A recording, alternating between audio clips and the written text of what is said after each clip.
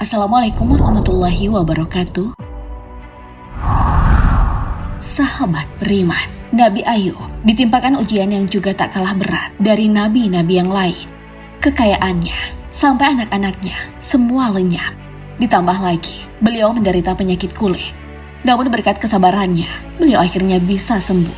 Saat itu, ternyata ada peristiwa langka juga yang terjadi, yaitu emas yang jatuh ke bumi. Bagaimana kisah lengkapnya? Apakah emas itu benar-benar bisa dijual? Lalu apa yang dilakukan Nabi Ayub melihat emas yang datang dari langit itu? Tonton video ini agar tidak sesat.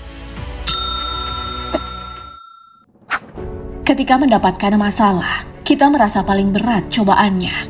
Tapi, ternyata para nabi adalah yang paling berat cobaannya. Hal ini sesuai dengan sabda Nabi Muhammad SAW. Pernah, suatu kali sahabat bertanya, "Wahai Rasulullah, siapakah orang yang paling berat cobaannya?" Nabi SAW menjawab, "Para nabi, kemudian orang-orang soleh, kemudian yang sesudah mereka secara beruntun berdasarkan tingkat kesolehannya. Seseorang akan diberikan ujian sesuai dengan kadar agamanya. Bila ia kuat, ditambah cobaan baginya. Kalau ia lemah dalam agamanya, akan diringankan cobaan baginya. Seorang mukmin akan tetap diberi cobaan sampai ia berjalan di muka bumi ini tanpa dosa sedikit pun." Hadis riwayat Bukhari. Salah satu nabi yang mendapatkan cobaan berat adalah Nabi Ayub alaihissalam. Walaupun begitu, beliau dikenal sebagai nabi yang memiliki tingkat kesabaran yang tinggi dalam menghadapi cobaan. Cobaan-cobaan itu tak membuat keimanannya goyah. Beliau tetap beriman kepada Allah Subhanahu wa Ta'ala, bagaimanapun keadaannya. Sebelum musibah menimpa, Nabi Ayub alaihissalam beserta keluarganya dikenal sebagai orang yang suka memberi kepada sesama. Dengan semua harta yang dimiliki mulai dari rumah, perhiasan, maupun tanaman, tidak menjadikan Nabi Ayub alaihissalam sombong dan takabur. Karena itu, siapapun yang membutuhkan bantuan akan datang kepada beliau. Jadi tak akan ada warga yang pulang dengan tangan hampa.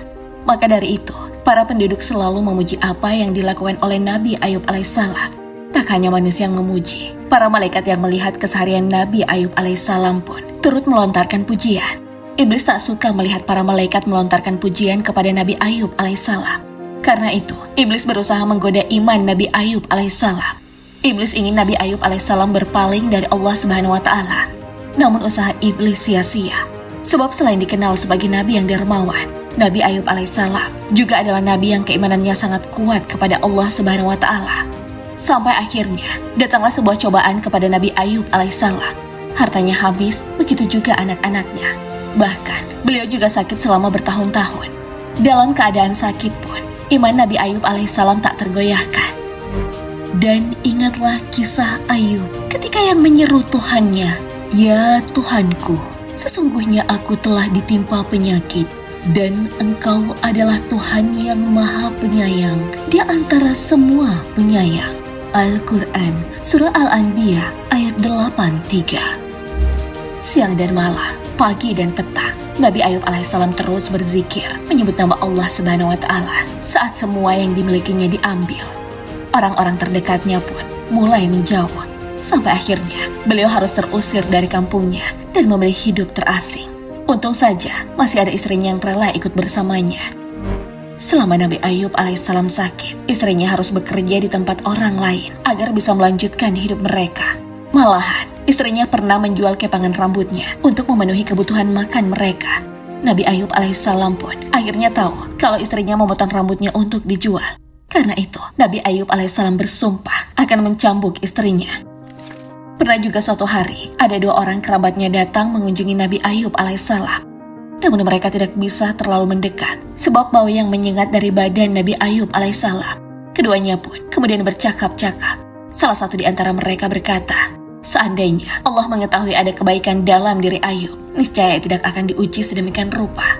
Mendengar ucapan itu, Nabi Ayub alaihissalam merasa gelisah. Beliau kemudian berdoa, "Ya Allah, jika Engkau tahu bahwa aku tak pernah melewati satu malam pun dalam keadaan kenyang, sementara aku mengetahui kedudukan orang yang lapar, maka benarlah aku." Tiba-tiba datang sebuah suara dari langit membenarkan perkataan Nabi Ayub alaihissalam. Setelah menjalani cobaan selama bertahun-tahun, akhirnya Nabi Ayub alaihissalam pun sembuh. Hal ini diabadikan dalam firman-Nya. "Dan ingatlah akan hamba kami Ayub ketika ia menyeru Tuhannya, "Sesungguhnya aku diganggu setan dengan kepayahan dan siksaan." Allah berfirman, "Hantamkanlah kakimu, inilah air yang sejuk untuk mandi dan untuk minum." Al-Quran, Surah Syad ayat 41 hingga 42. Bagaimanakah cara Nabi Ayub alaihissalam disembuhkan? Allah Subhanahu wa Ta'ala memerintahkan kepada Nabi Ayub alaihissalam untuk mandi dan minum dari sebuah mata air dingin. Hal ini agar penyakit yang diderita Nabi Ayub alaihissalam sembuh. Tak hanya itu, ketika Nabi Ayub alaihissalam mandi, turunlah juga belalang emas. Peristiwa itu diabadikan dalam hadis dari Abu Hurairah radhiyallahu anhu. Rasulullah Shallallahu alaihi wasallam bersabda, ketika Nabi Ayub mandi telanjang, di hadapannya berjatuhan sekelompok belalang dari emas. Nabi Ayub segera mengumpulkannya dengan bajunya. Allah menegurnya, "Wahai Ayub, bukankah aku telah mencukupkan dirimu dengan apa yang engkau lihat?" Ayub menjawab, "Betul ya Allah, tetapi aku tak bisa berpaling dari barokahmu." Hadis riwayat Ahmad, Ibnu Hibban, Abdur Razak, dan Tirmizi. Tak hanya sembuh dari penyakit, hal-hal yang telah diambil dari Nabi Ayub alaihissalam pun dikembalikan. Dan kami anugerahi dia dengan mengumpulkan kembali keluarganya, dan kami tambahkan kepada mereka sebanyak mereka pula sebagai rahmat dari kami dan pelajaran bagi orang-orang yang mempunyai pikiran. Al-Quran, Surah Syad ayat 43. Janji Allah Subhanahu wa Ta'ala kepada orang-orang yang beriman dan bersabar adalah benar. Bahkan hal itu sudah diabadikan dalam firman-Nya. "Katakanlah, hai hamba-hambaku yang beriman, bertakwalah kepada Tuhanmu. Orang-orang yang berbuat baik di dunia ini memperoleh kebaikan, dan bumi Allah itu adalah luas. Sesungguhnya hanya orang-orang yang bersabarlah yang dicukupkan pahala mereka tanpa batas." Al-Quran, Surah Az-Zumar ayat 10. Wallahu a'lam bishawab. Assalamualaikum warahmatullahi wabarakatuh.